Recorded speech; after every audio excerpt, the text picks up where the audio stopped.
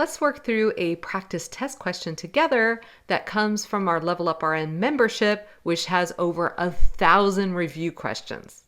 This question is asking us, associative and dramatic play are appropriate for which age group?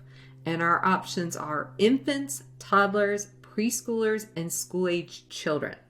So associative play is where children play together without much organization. And dramatic play is where children play pretend. They use dress up and props to act out normal life activities.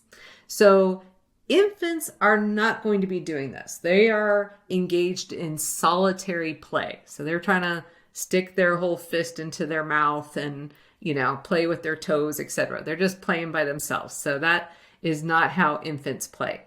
Toddlers are going to engage in parallel play. This is where they play independently, but next to other children.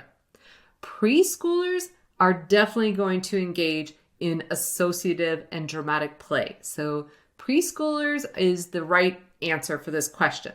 School-age children, on the other hand, engage in cooperative play, such as organized sports.